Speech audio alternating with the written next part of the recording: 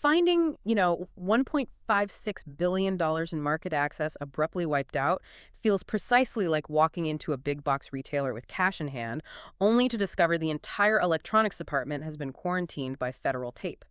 DJI is.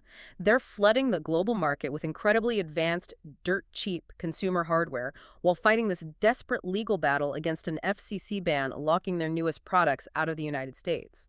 Travis LeBlanc, a Cooley LLP partner, just filed a massive petition to the Ninth U.S. Circuit Court of Appeals.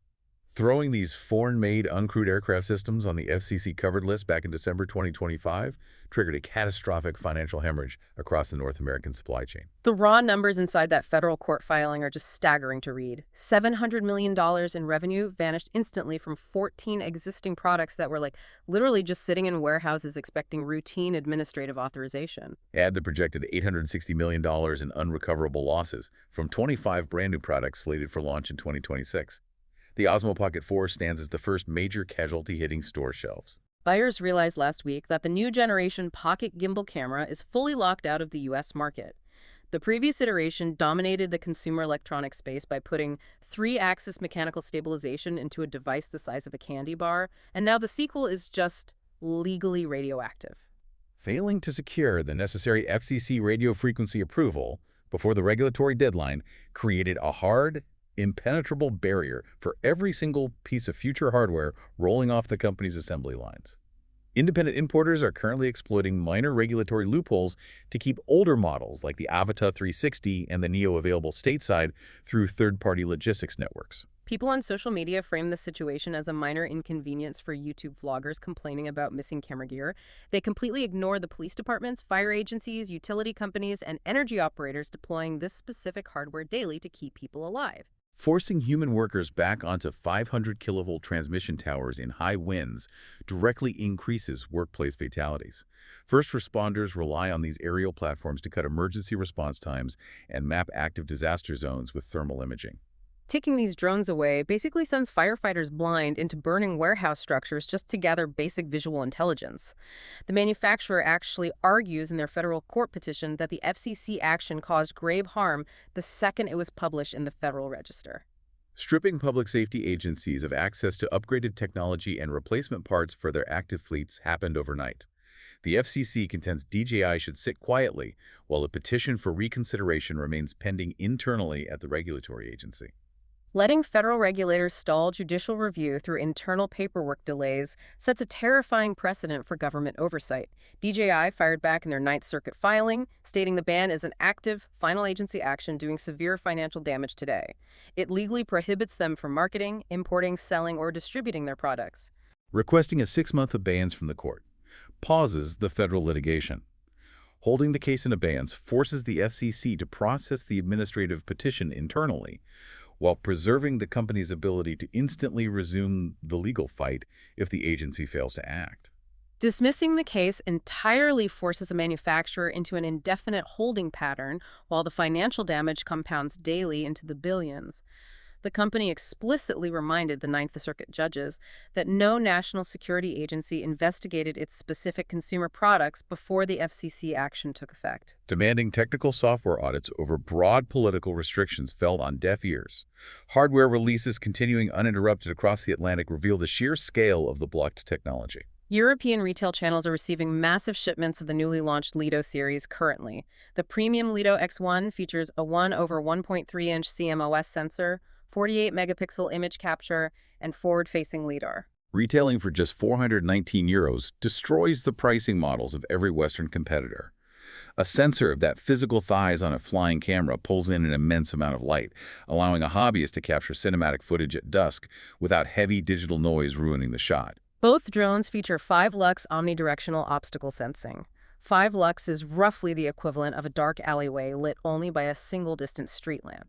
We are looking at autonomous flying cameras capable of safely dodging tree branches and power lines in near total darkness. Dropping the price to €339 for the base Lido 1 makes the technology ubiquitous. They fly for 36 minutes straight on a single battery charge. The DJI Neo mini drone demonstrates a far more aggressive pricing strategy targeting entry-level consumers. Amazon currently discounts the Neo to $149 in regions where it remains legal to sell. Weighing just 135 grams entirely changes the regulatory classification in most countries. Operating the device requires no remote controller whatsoever, relying entirely on palm takeoff mechanisms, voice commands, and a mobile application.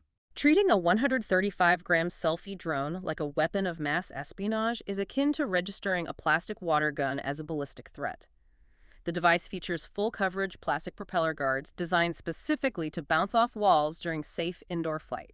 Tossing it in the air activates basic optical algorithms to follow a person around the living room or the backyard. Offering a 4K-capable camera drone with smart autonomous subject tracking for under $150 obliterates any remaining market competition in the Western Hemisphere. Multi-layered safety systems, advanced active tracking algorithms, 10-bit color video recording, and Wi-Fi 6 wireless transfer speeds mirror restricted military technology from a decade ago. Plotting a three-dimensional flight path to avoid static obstacles requires immense local processing power packed onto a circuit board the size of a postage stamp. Recording in 10-bit color means the camera captures over 1 billion shades of color, obliterating the standard 16 million. A beginner pulls a Lido X1 out of a backpack and instantly accesses 14 stops of dynamic range. The camera captures the bright details of the sun and the dark details of a deep shadow in the exact same frame without blowing out the image. Handing this to a high school student produces stabilized, professional-grade cinematography on their first try because the software does the actual flying. The file transfers happen at 50 megabytes per second to a smartphone, and the premium model includes 42 gigabytes of internal storage. The power infrastructure supporting these mobile devices underwent a similar radical miniaturization process.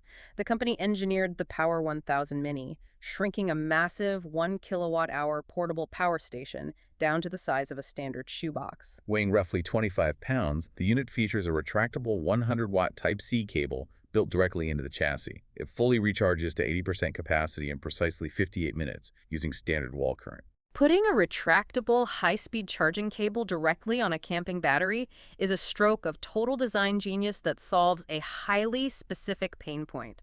Content creators working in the woods despise digging through camera bags for tangled cords in the cold. Pulling the cable out and pushing 100 watts of power instantly keeps rendering video files running in the middle of a forest.